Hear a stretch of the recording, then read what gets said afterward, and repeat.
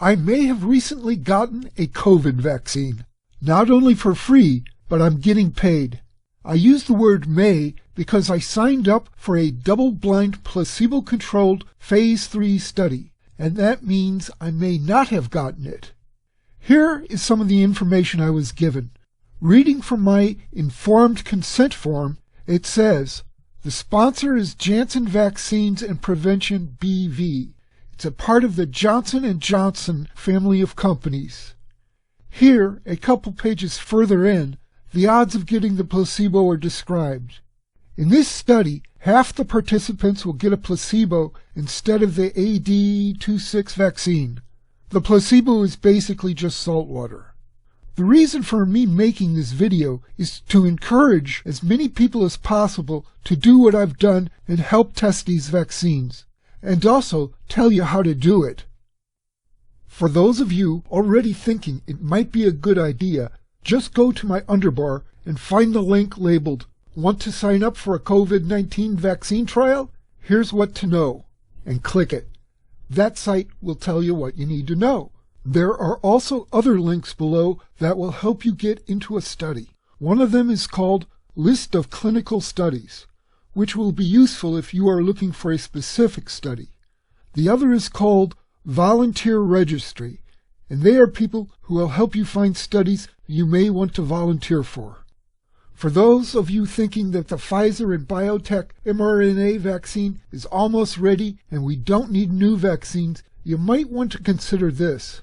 The Earth has a population of 7.8 billion at least, probably more today since that's an old stat, and Pfizer is not going to be making that many doses of their vaccine very soon.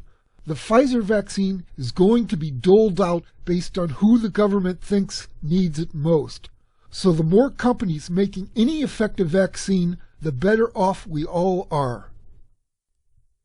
For you personally, forget the rest of the world for the moment. It means you'll have at least a 50-50 shot at getting a vaccine, probably long before you get a chance at the Pfizer vaccine, and that should increase your odds of avoiding COVID.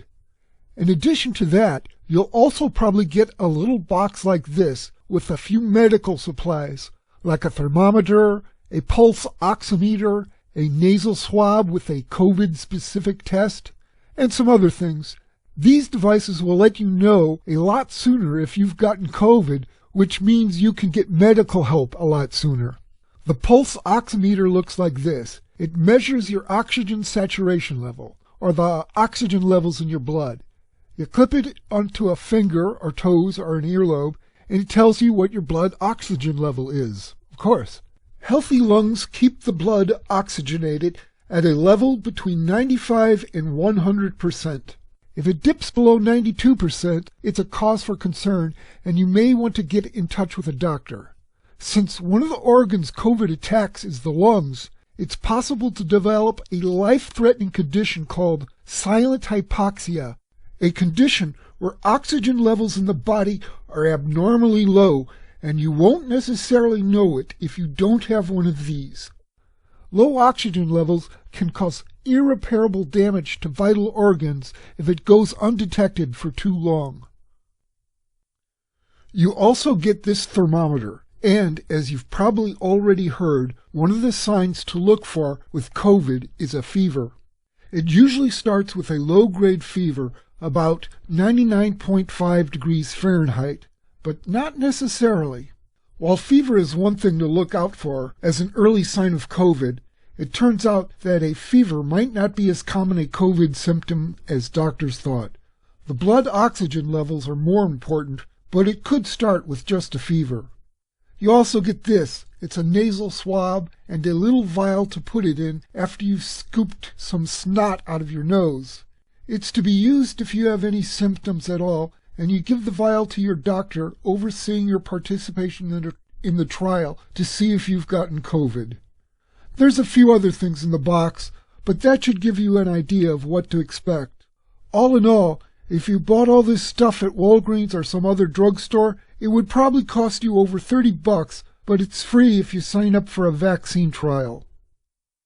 There is, however, a downside to being a pharmaceutical test pilot. it does entail a bit of risk. For example, again, this is from the Informed Consent Form.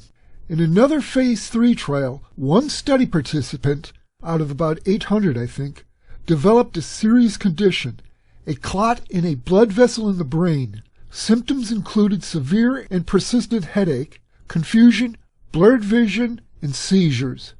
There are many possible factors that could have caused this event. After a thorough evaluation, no clear cause has been identified. At this time, it is unknown if the vaccine caused this condition. However, the possibility that the vaccine may have contributed to this event cannot be excluded. In addition to that kind of risk, you also have to drive to the study site for an exam about once a month.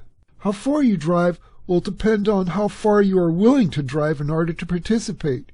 You might get lucky and have a study site nearby. The last downside is that you have to fill out a questionnaire about twice a week, which you can do online with a cell phone or a computer. That's about it. I hope I've informed you enough so that you'll consider participating in a vaccine trial yourself. If you have any questions about what it's like to be part of a vaccine trial, feel free to ask them in the comments section below.